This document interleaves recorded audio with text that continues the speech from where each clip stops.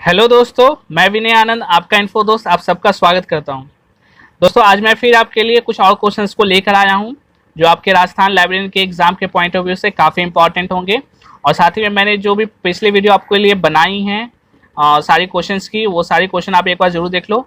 मेरा टारगेट है कि मैं आपको एग्जाम के आने तक 500 से भी अधिक क्वेश्चन को आपके सामने करवा दूँ, ताकि आपके एग्जाम का जो प्रिपरेशन और भी पुख्ता हो जाए और भी मजबूत हो जाए। तो इस वीडियो को पूरे लास्ट तक देखना। अगर वीडियो अच्छी लगे तो इसे लाइक जरूर कर देना, और कोई प्रॉब्लम हो, कोई परेशानी हो तो कमेंट एक बार जरूर करना। तो चलिए शुरू करते हैं। ओके, तो नेक्स्ट आज का क्वेश्चन है कि theory X and theory Y, theory X and theory Y जो किससे रिलेटेड है?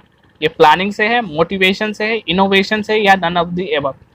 तो ये क्या, theory X and Y, theory X and theory Y जो है वो मोटिवेशन से रिलेटेड है। ओके, फिर नेक्स्ट है इंस्टॉक हैज बीन मर्ज विथ निस्कॉम। इंस्डॉक है जो निस्कॉम से मिल गया, मिलने के बाद ये किस नाम से जाना जाने लगा? ये डेलनेट है, निस्केयर है, डेसीडॉक है, या नैसडॉक है? तो 2002 में ये निस्केयर से इंस्डॉक और निस्कॉम मिल गया, बाद में ये क्या बन गया? निस्केयर। नेक्स्ट है आईएसबीएन। आईएसबीएन में कितने नंबर, कितने डिजिट होते हैं? तो 6 डिजिट हैं, 8 है, 13 है, 15 है। तो ये आपका 13 डिजिट है आईएसबीएन में। मैंने आईएसबीएन का एक वीडियो भी बनाया है, डिटेल चर्चा मैंने किया उसमें। तो यदि आप आईएसबीएन के बारे में और अच्छे जानना चाहते हो तो उस वीडियो को एक बार देख लेना। नेक्स्ट है bibliographic coupling is related to. Bibliographic coupling किससे रिलेटेड है? बिब्लियोमेट्रिक स्टडीज से, बिब्लियोग्राफिक कंपाइलेशन से, मोड ऑफ सब्जेक्ट फॉर्मेशन से, या वोकैबुलरी कंट्रोल से? तो बिब्लियोग्राफिकल कपलिंग ये रिलेटेड आपका बिब्लियोमेट्रिक स्टडी, बिब्लियोमेट्रिक स्टडी से है बिब्लियोग्राफिकल कपलिंग। नेक्स्ट है ISBN change from 10 digit to 13। 10 से 10 डिजिट पहले था आईएसबीएन, अब उसके बाद ये 13 डिजिट का हो गया। तो ये कब से हो गया है? तो जनवरी 2007 से, जनवरी 2008 से, जनवरी 2006 से, या जनवरी 2005 से? तो आईएसबीएन जो चेंज हुआ 10 से 13 वो था जनवरी 2007 से। दोस्तों मैं आपके लिए ये सारे क्वेश्चन लेकर आता हूँ, तो मैं जो क्वेश्चन आपको बोल रहा हूँ, कर रहा हूँ, तो आप अपने मन में उसका आंसर दो। और अगर सही होता है तो बिल्कुल थम्स अप, और अगर गलत होता है तो आप उससे याद कर लो। और साथ ही में अगर कोई क्वेश्चन लगता हो गलत हो, या कोई आंसर गलत लग रहा हो, तो आप उस एक बार जरूर कमेंट करना। ओके, और साथ ही में आगे बढ़ते हैं हम लोग। नेक्स्ट है IASLIC। IASLIC was founded in the year. IASLIC कब फाउंड किया गया है? तो 1965 में, 1955 में, 1975 में, या 1985 में है? तो ये आपका आइसलिक है, ये फाउंड किया था 1955 में किया गया था। नेक्स्ट है WorldCat is maintain by. WorldCat है जो मेंटेन किसके द्वारा किया था? लाइब्रेरी ऑफ कांग्रेस के द्वारा, ऑनलाइन लाइब्रेरी सेंटर के द्वारा, अमेरिकन लाइब्रेरी एसोसिएशन के द्वारा, या नन ऑफ दी एबव के द्वारा? तो जो वर्ल्ड कैट है वो मेंटेन किया जाता है, वो है आपका OCLC के द्वारा किया जाता है, यानी इसमें से कोई भी आंसर नहीं है। नेक्स्ट है number of state in which have enacted public library legislation. कौन से अब तक कितने स्टेट ऐसे हैं जहाँ पर पब्लिक लाइब्रेरी लेजिस्लेशन, पुस्तकालय अधिनियम लागू किया जा चुका है? तो ये 18, 14, 13 या 16? तो ये ना 18, ना 14, ना 13, ना 16, ये कितने हैं? टोटल 19 हैं। आपको उस सारे के डेट सीरियल वाइज आपको याद रहने चाहिए। फिर next which publication was not authored by S R Ranganathan. इसमें से कौन है जो एस आर रंगनाथन के द्वारा किताब नहीं लिखी गई है? तो प्री लॉगमिना टू लाइब्रेरी क्लासिफिकेशन लिखी गई है, रेफरेंस सर्विस भी लिखी गई है, Ramanujan the man and the mathematician, और लिविंग विद द बुक। तो इसमें से कौन नहीं लिखी गई? तो लिविंग विद द बुक्स नहीं लिखी गई है। फिर next JSTOR is an online system for archiving and accessing academic journal, it is located in. Register JSTOR, ये एक क्या ऑनलाइन सिस्टम है जो भी एकेडमिक जर्नल हैं उनको एक्सेस करने का, उनको आर्काइव करने का, डाउनलोड करने का। तो ये कहाँ लोकेटेड है? जर्मनी है, UK है, USA या बुडापेस्ट है? तो ये आपका USA में है। नेक्स्ट है 5 लॉ ऑफ लाइब्रेरी साइंस। ये पहली बार पब्लिश कब किया गया था? 1925 में, 1930 में, 1931 में, या 1933 में? तो ये किया गया था 1931 में। 5 लॉ ऑफ लाइब्रेरी साइंस 1928 में बन के तैयार था, 1931 में से पब्लिश पहली बार किया गया था। नेक्स्ट है what is Dublin code. Dublin code क्या है? तो ये क्या कंटेंट मैनेजमेंट टूल है, ई लाइब्रेरी सॉफ्टवेयर है, मेटा डेटा स्टैंडर्ड है, या इंटरनेट प्रोटोकॉल है? तो डबलिन कोड एक क्या? मेटा डेटा स्टैंडर्ड है। Next information. इन्फॉर्मेशन क्या है? रॉ डेटा है? नो। रॉ नॉलेज है? नहीं। इनपुट डेटा है? नहीं। ये क्या है? Organise data. जब डेटा को ऑर्गेनाइज कर लिया जाता है तब उसको इन्फॉर्मेशन कहते हैं, और जो रॉ होता है वो कहलाता है डेटा। नेक्स्ट है फेयर यूज। फेयर यूज किससे रिलेटेड है? फेयर यूज मतलब सही से यूज करना। तो इंटेलेक्चुअल प्रॉपर्टी राइट से है बुक बॉरेड फॉर होम रीडिंग, किसी से बुक को बोरो कर लेना, उधार ले लेना घर पर पढ़ने के लिए। कॉपीराइट से है या रेफरेंस बुक से, तो ये है कॉपीराइट से है फेयर यूज यानी सही यूज करना, कॉपीराइट से रिलेटेड है। WIPO विपो स्टैंड फॉर, विपो का फुल फॉर्म क्या है, तो world intellectual property organisation. Next है handling information in the sense of protection is called.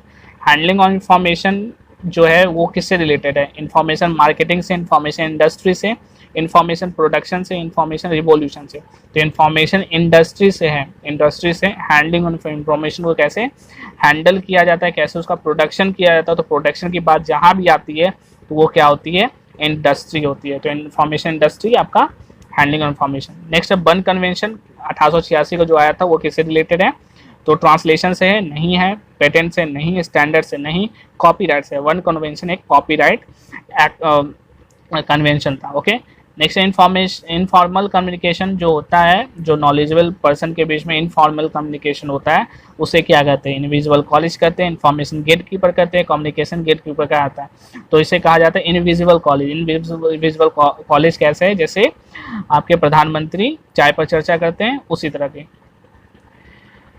फिर which one of the following is not associated with communication system. Okay, कौन सा है जो कम्युनिकेशन सिस्टम से नहीं है एसोसिएटेड है, रिसीवर है, चैनल है, सेंडर है, इंट्रॉप है। तो रिसीवर होता है रिसीव करने वाला, चैनल होता है जिसके थ्रू मैसेज जाता है, सेंडर होता है जो भेजने वाला है। तो इंट्रॉपी नहीं होता है। Next invisible wave. Invisible wave क्या होता है, तो इनविजिबल वेव का मतलब होता है internet since we can not see, ऐसा इंटरनेट जिसको हम देख नहीं सकते हैं, नहीं है। तो ये है the telecommunication signal which are not, ऐसा टेलीकम्युनिकेशन सिस्टम जिसे नहीं देख सकते हैं। या the failure in accessing the web page access नहीं हो पा रहा है, उसका यूज़ वेब पेज एरर दे रहा है, वो है। या क्या है कि ऐसा पार्ट ऑफ इंटरनेट है which is hidden from the search engine, जो सर्च इंजन से छुपा होता है। तो बिल्कुल यही सही है, वैसा कंटेंट जो सर्च इंजन, गूगल जो सर्च इंजन है वो अगर नहीं खोज पाता है तो वैसा जो कंटेंट है वो क्या है, invisible web. Next who was the chairman of national library committee of India. National library committee of India के चेयरमैन कौन है, BS झा है, KP सिन्हा है, S मुदालियर है, CD देशमुख हैं। तो ये है आपका BS झा। BS झा क्या है, national library committee of India के चेयरमैन हैं। नेक्स्ट है which organisation applied library information policy in India at national level. National level पर जो लाइब्रेरी एंड इन्फॉर्मेशन पॉलिसी है उसको अप्लाई करने का जो ऑर्गेनाइजेशन है वो कौन है, तो वो निशात है, इंसडॉक है, यूनेस्को है, या RRRLF है, RRLF है, राजा राम मोहन राय लाइब्रेरी फाउंडेशन है। तो बिल्कुल यही है। नेक्स्ट है where is the headquarter of patent information system, PIS जो इंडिया है, पेटेंट इंफॉर्मेशन सिस्टम, इसका हेडक्वार्टर कहाँ पर है, तो ये पुणे है, मुंबई है, नागपुर है या दिल्ली है। तो ये है ना पुणे है, ना मुंबई है, ना दिल्ली है, ये है नागपुर है। तो दोस्तों ये वीडियो आप अभी तक आपने लाइक नहीं किया तो इसे लाइक जरूर कर देना, क्योंकि लाइक करने से वीडियो को एक बूस्टअप मिल जाती है, तो इसे एक बार जरूर लाइक कर देना। तो नेक्स्ट है the act enacted in India in 1856 1857 intellectual property right was based in. जो IPR था इंडिया का 1856 में जो लागू किया तो वो किस पर आधारित था, तो ये अमेरिकन पेटेंट लॉ पर आधारित था, ब्रिटिश पेटेंट लॉ 1852 पर आधारित था, द पेटेंट बिल पर आधारित था, या डिजाइन एक्ट ऑफ 1911 पर आधारित था। तो ये था ब्रिटिश पेटेंट लॉ 1852 का, जो ब्रिटिश पेटेंट लॉ था उस पर आधारित था। ये whether intellectual property can be sold, क्या इंटेलेक्चुअल प्रॉपर्टी है उसको बेचा जा सकता है, तो बिल्कुल yes, sale is possible, intellectual property को बेचा जा सकता है। यानी जो भी टेक्नोलॉजी है, जो भी इंटेलेक्चुअल प्रॉपर्टी है उसको बेचा जा सकता है। यानी जैसे कोई कंपनी अपनी टेक्नोलॉजी को दूसरी कंपनी को बेचती है। नेक्स्ट है who is the propounder of the term information transfer. Information transfer का जो टर्म है वो किसने दिया था, तो रंगनाथन ने, J मार्टिन ने, बीजमैन ने, या कैल्विन मोर्स ने। तो ये था बीजमैन ने दिया था इंफॉर्मेशन ट्रांसफर का ये टर्म। नेक्स्ट है to which country the credit is given to coin the term information society. Information society नाम का जो टर्म है वो पहली बार किस कंट्री से ये जन्म लिया, तो USA है, फ्रांस है, जापान है, इंडिया।